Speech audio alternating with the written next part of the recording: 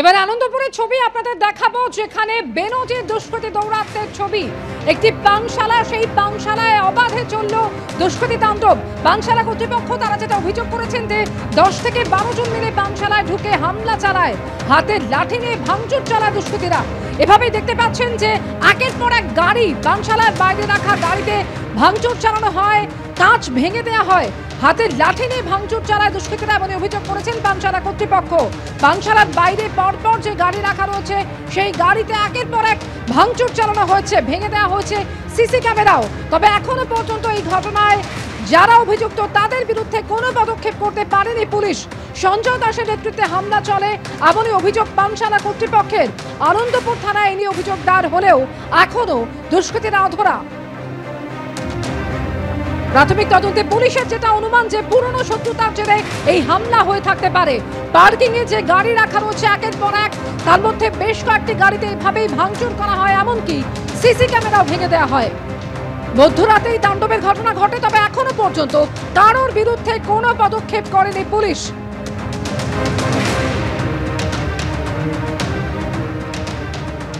আনন্দপুরে পানশালায় দুষ্কৃতী দৌরাত্মের অভিযোগ। এই মুহূর্তে আমরা ইস্টার্ন মেট্রোপলিটন বাইপাসের ওপর রয়েছি এবং আমার সামনে যে পানশালা রয়েছে এখানেই গতকাল রাত্রিবেলা বেশ কয়েকজন দুষ্কৃতী, প্রায় 10 থেকে 12 জন, তারা এসে বেপরোয়াভাবে ভাঙচুরের ঘটনা ঘটায়।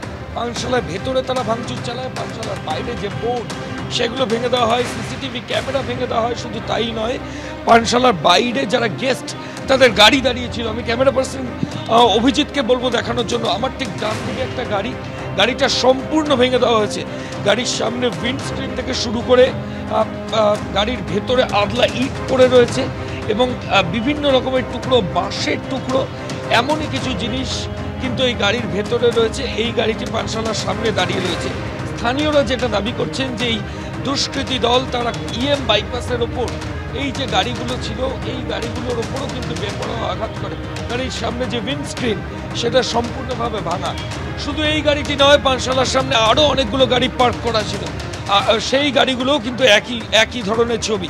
একটা এসইউভি গাড়ি আর সেটা দেখা যাচ্ছে, যার সামনের উইন্ডস্ক্রিন সেটা সম্পূর্ণ ভেঙে দেওয়া হয়েছে। শুধু তাই নয়, গাড়ির কাঁচের টুকরো রাস্তার উপর, এই বাইপাস সংলগ্ন যে রাস্তা তার পাশের সেখানে কিন্তু এখনও কাঁচের টুকরো বিভিন্ন পড়ে রয়েছে।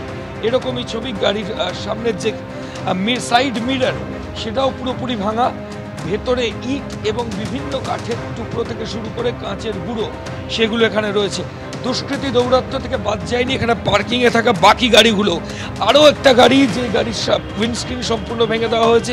আচমকাই দুষ্কৃতী দল 10 থেকে 12 জন তারা পানশালার মধ্যে আসে এবং বাইরে থাকা প্রত্যেকটা গাড়ি সেগুলো ভাঙচুর করে। পানশালা সিসিটিভি ক্যামেরা, বাইরের যে বোর্ড, এই সমস্ত কিছু এখানে 10 থেকে 12 জন অ্যান্টি সোশ্যাল, এমনটাই স্থানীয়দের দাবি, তারা এসে ভাঙচুর চালায়। তদন্তকারী আধিকারিকরা বলছেন যে তারা পানশালা কর্তৃপক্ষের সঙ্গে কথা বলেছেন। সিসিটিভি ফুটেজ সেটা ইতিমধ্যে আনন্দপুর থানা পুলিশ সংগ্রহ করেছে। ঠিক কী কারণে এই ভাঙচুরের ঘটনা সেটা এখনো পর্যন্ত স্পষ্ট নয়, তবে যেটা অনুমান করা হচ্ছে পুরনো কোনো শত্রুতার জেরেই গতকাল রাতে দুষ্কৃতীরা এসে এই গোটা কাণ্ড কিন্তু বাইপাসের ওপর ঘটালেন এবং এই তাণ্ডব তারা চালালেন। গোটা ঘটনায় এখনো পর্যন্ত আনন্দপুর থানা কাউকে গ্রেফতার করতে পারেনি। সিসিটিভি ফুটেজের সূত্র ধরে তদন্ত শুরু হয়েছে। ক্যামেরায় অভিজিৎ দত্তের সঙ্গে ময়ূক ঠাকুর চক্রবর্তী, এবিপি আনন্দ, কলকাতা। কলকাতায় ফের বেনজির দুষ্কৃতী দৌরাত্ম্য। আনন্দপুরে পানশালায় চড়াও হয়ে দুষ্কৃতী তাণ্ডবের ছবি আপনারা দেখছেন। পানশালার বাইরে দাঁড়িয়ে থাকা একের পর এক গাড়িতে এভাবে ভাঙচুর চালায় দুষ্কৃতীরা।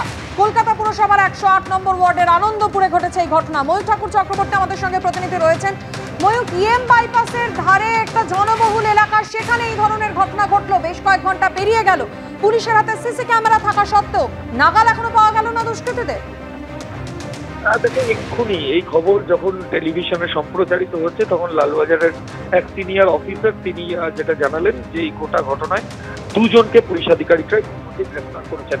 একজনের নাম দীপঙ্কর দাস, 36 বছর বয়স, রবীন্দ্রনাথ কলোনি, আনন্দপুর সেখানে বাড়ি, এবং আরেকজনের নাম মহেন্দ্র প্রসাদ গুপ্ত, 35 বছর বয়স, এও রবীন্দ্রনাথ কলোনি এলাকার বাসিন্দা। এবং দুটোই হচ্ছে এই আনন্দপুর থানা এলাকার, অর্থাৎ দুজন এই ঘটনায় অ্যারেস্ট হলো। এদের প্রথম জনের নাম দীপঙ্কর দাস এবং দ্বিতীয় জনের নাম মহেন্দ্র প্রসাদ গুপ্ত। এছাড়াও আরো বেশ কয়েকজন অভিযুক্ত গোটা ঘটনায় আছে এমনটাই পুলিশ আধিকারিকরা মনে করছেন। সিসিটিভি ফুটেজে এই দুজন যারা অ্যারেস্ট হয়েছে তাদেরকে দেখতে পাওয়া গেছে। বাকি অভিযুক্তরাও দেখা গেছে তারা কিন্তু এখনো পর্যন্ত পালিয়ে গেছে ঘটনাস্থল থেকে, এমনটাই পুলিশের তরফ থেকে দাবি করা হচ্ছে। আর তল্লাশি অভিযান বিভিন্ন জায়গায় ইতিমধ্যেই শুরু হয়েছে এবং এই দুজনকে জিজ্ঞাসাবাদের প্রক্রিয়া পুলিশের তরফ থেকে করা হচ্ছে। কালকে এই দুজনকে কোর্টে প্রডিউস করা হবে আলিপুর কোর্টে এবং বাকি অভিযুক্তদের খোঁজে আজকে রাতেও তল্লাশি অভিযান হবে। একদমই এখানে তোমাকে একটু জিজ্ঞেস করবো যে পানশালা কর্তৃপক্ষের তরফে সঞ্জয় দাস নামে একজন ব্যক্তির বিরুদ্ধে অভিযোগ করা হয়েছিল, তার কোনো হদিশ কি পাওয়া গিয়েছে? এখনো পর্যন্ত সঞ্জয় দাসের কোনো হদিশ পাওয়া যায়নি। আমি আবার বলছি, পুলিশ আধিকারিকরা বলছেন দীপঙ্কর দাস এবং মহেন্দ্র প্রসাদ গুপ্ত এই দুজনকে এই গোটা ঘটনায় পুলিশ আধিকারিকরা গ্রেফতার করেছেন।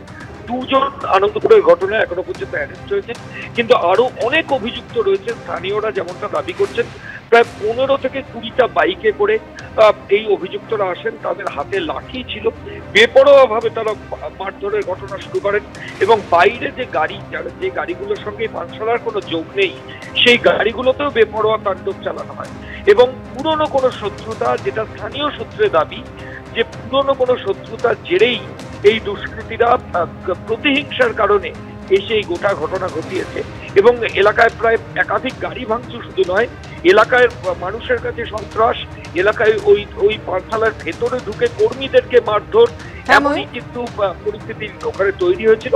বাকি অভিযুক্ত, মূল অভিযুক্ত সহ বাকি যারা রয়েছে তাদের খোঁজে তল্লাশি অভিযান শুরু হয়েছে।